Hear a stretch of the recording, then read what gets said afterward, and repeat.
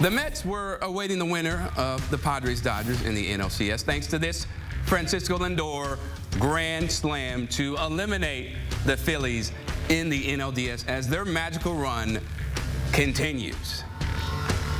And here's a little snapshot of what has went on, or what's gone on, I should say, between the Mets and the Dodgers during the series.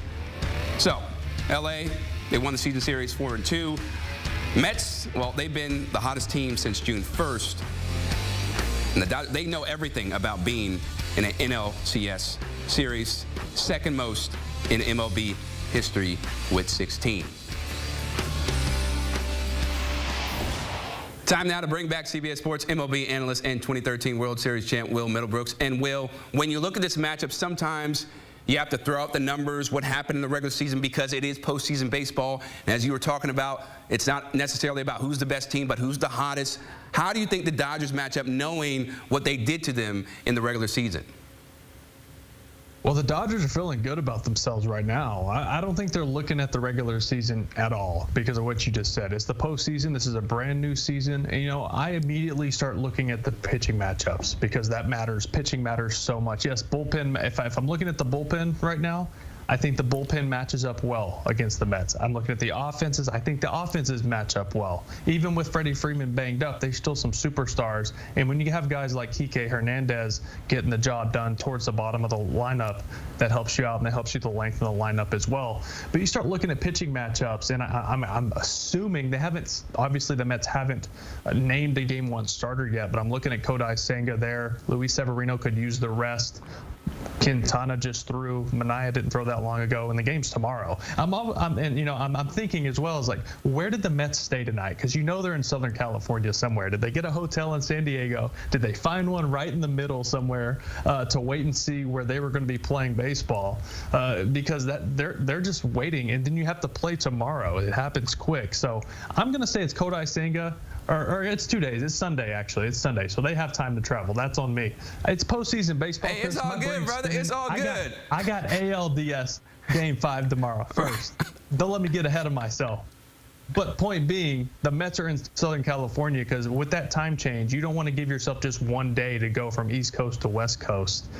You want a day under your belt to get used to that timing. So this should be a good one. I'm excited for it. You got the hottest team in baseball, which you just said, 70-42 since June 1st. And then the Dodgers, who are just riding high right now, because I'm not sure they were too confident going into that series against San Diego and pulled it out. Yeah, but now they definitely have that juice and that swagger. Let's go back to Kodai Senga, right?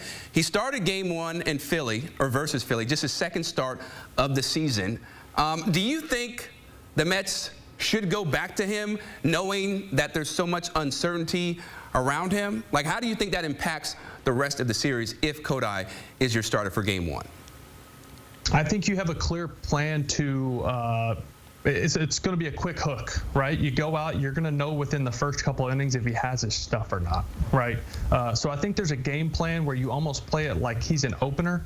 And if he has good stuff and he looks good and the fastball split combination is working, and you're getting bad swings and he's getting ahead of guys in counts, then you let him roll for 4, 5, maybe even 6 innings.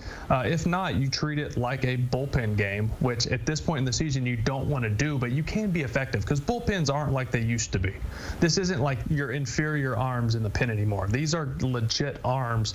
You have even a long guy like Tyler McGill who can give you bulk innings if he needs to give you 3 or 4 after Senga. So they're going to have a plan in that case. Obviously, they're going to bank on him having his stuff and being able to give them at least 5 innings. So that's on the pitching side, but there's so much star power in this series, Will. Shohei Ohtani and Francisco Lindor, 2 leaders for NL MVP the last handful of months.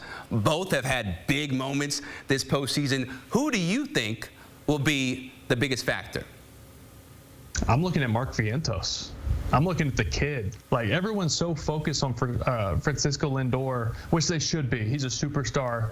And outside of, if Ohtani's not there, he walks away with the MVP.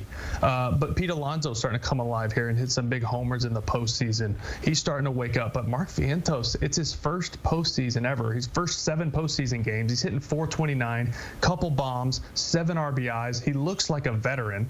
He's not going to give you a ton of Gold Glove defense or anything like that, but he's been coming up in big spots and getting a lot of hits and looking like a veteran. So I'm looking at him a lot just because the Dodgers are going to circle Lindor, circle Alonso, and then all of a sudden there's this other guy lurking behind them in the lineup to hurt him. And quickly, Will, who do you have winning this series and in how many games? Oh, geez. This is tough because it is the hottest team in baseball in the Mets. I'm going to go with the Mets. I am, just because the Dodgers lack starting pitching, and in a 5-game series, they can get away with it having 3 starters. I don't know if they can do that if this series goes 6-7 games. I don't know if they have enough arms to get through it, and it's going to be a lot of stress on their bullpen, and you'll start feeling that towards the end of the 7-game series. So I'm going to go Mets, but if the Mets win it, it's going to have to be a 6 or 7 game stretch. Well, if there's any team to bet on right now, it is the New York Mets. I can't wait to see how it all plays out. Will Middlebrooks, we always appreciate your insight, brother. Thanks, Chris. And so the Dodgers are hoping to get back to the World Series for the first time since 2020. And this marks their 6th NLCS appearance under manager Dave Roberts. It's been mixed results. And LA will have to tame, as we mentioned, the hottest team in baseball to move on this year. Mets-Dodgers, Game 1 set for Sunday.